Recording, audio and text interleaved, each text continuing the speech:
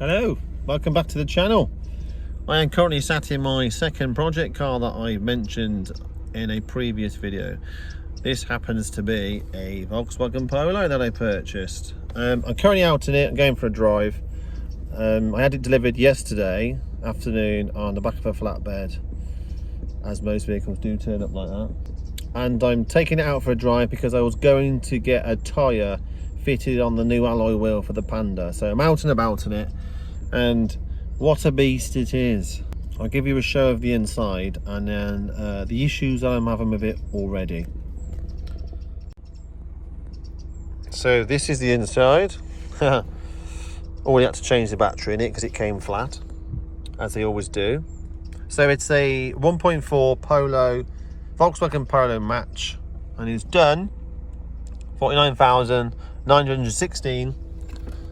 Now, hang on. And it also comes with a book which has full service history. This is one of the reasons why I purchased this car. So it's I think it's one owner or two previous owners, and it's done less than 50,000 miles with a full service history. It is a 2001 X, and it's not without its problems, as you can probably hear from that noise. So it's flashing that light. It's also got the ABS on. I'm currently baking to death. I've just had to turn it off, but if you look at the heater, it is halfway. I started driving it and it was up here, so the car is overheating. So I've had to drive with the fan on. Oh my god, it's so warm in here. But thankfully I have two windows that are open and a sunroof, so it's letting all the heat out. But this, no, it's working now, but it did actually stop working. But thankfully it opened up. Yeah, so we have an overheating problem with the car. So I have no idea why it's overheating.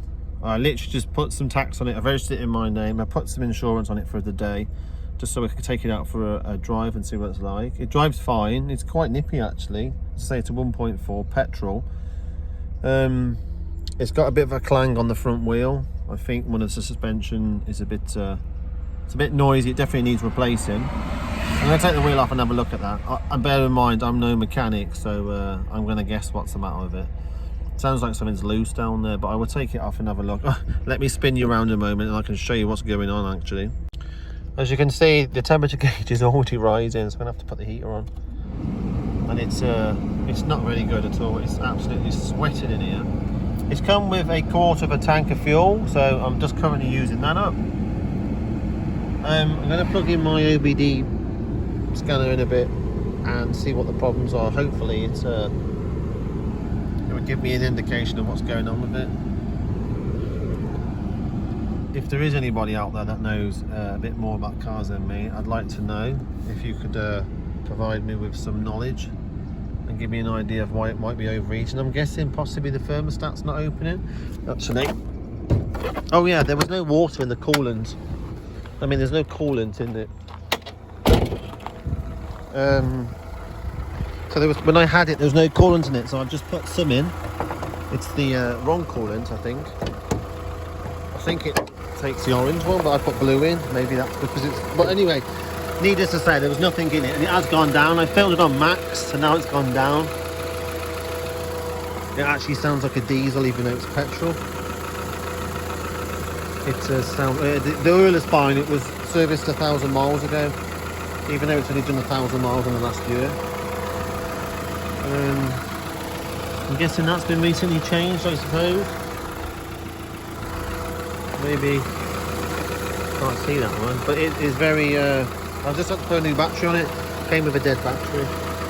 There's some cows over there moaning at me, having a move. But anyway, the car is absolutely filthy. And you're probably wondering what the damage is as well. There's quite a few marks and bangs on the front.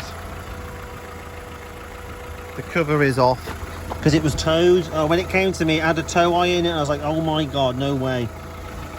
But thankfully it was only towed because it had a flat battery. So it's got 4 good tyres, which is good. I ain't gonna buy any tyres. really does sound like a diesel. I was thinking maybe I thought it might be missing. I really get to rub that off. I'm just driving around with that on. So yeah, there's quite a few scratches. Obviously expect for nearly a 20-year-old car. And again, another good tyre on the back. Sunroof. This sunroof is ace. Fully works. It's beautiful. Watch. Look at that. I wish I had a sunroof in my car. And then if you turn it again, it goes on the next one. It's excellent. I can't even remember last time I had a car with a sunroof. Even all my modern cars, I've not had a sunroof. It's never been smoked in because the cigarette lighter has not been used.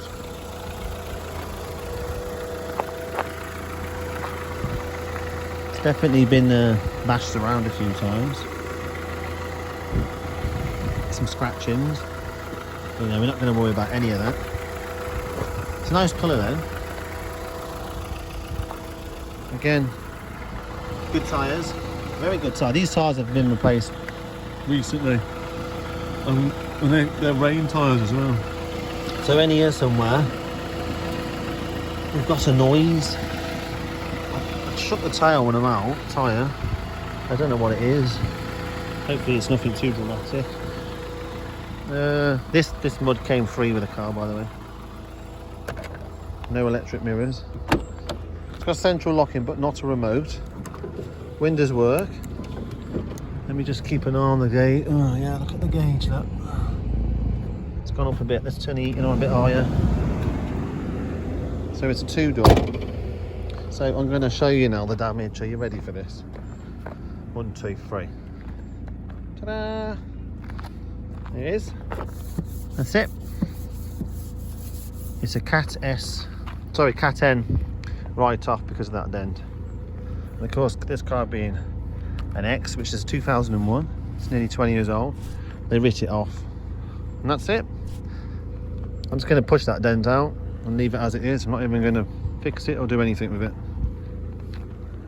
I would looked at some new boot lids. They're about 40-50 quid, but I can't get one in that colour. I'm certainly not going to put any paint on that. It's just not worth it. I would have changed the number plates, but it's got an MOT till October.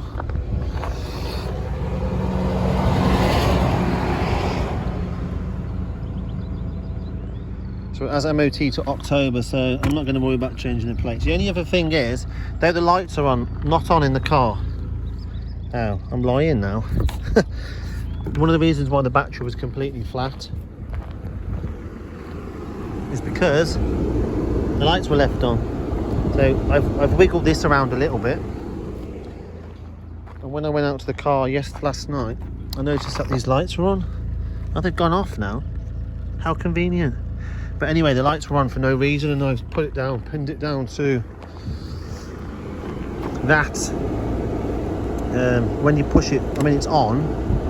When you turn it off, it just stays on for no reason. But if you do that, right, well, you know, force it, the lights go out. But the only lights that are on are the number plate lights and the clock lights.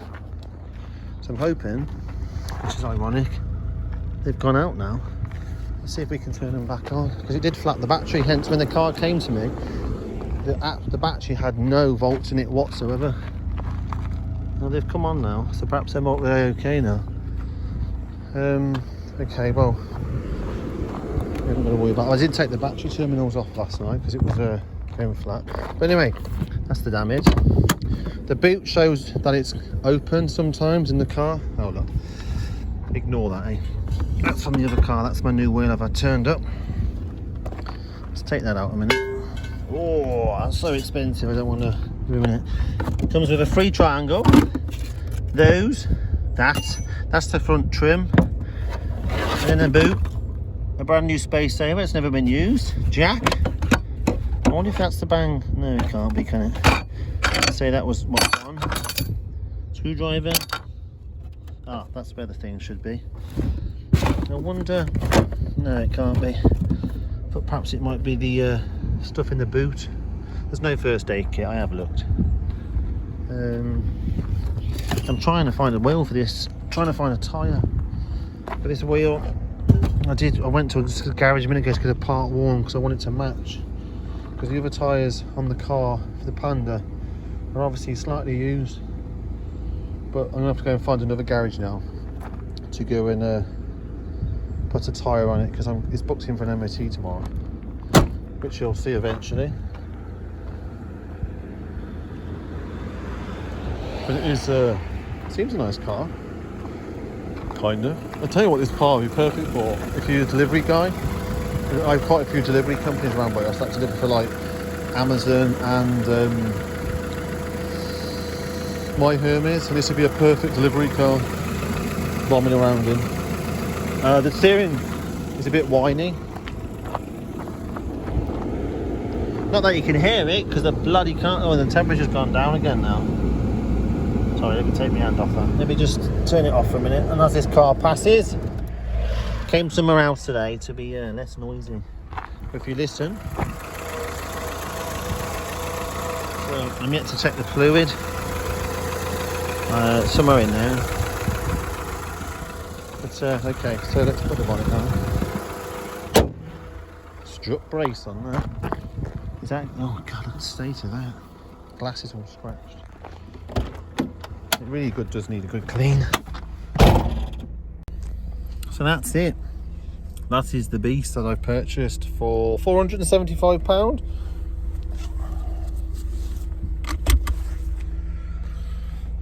So hopefully I'll be able to flip it for a few quid, but we'll see how we get on. Right, let's go and sort some bits out with this car.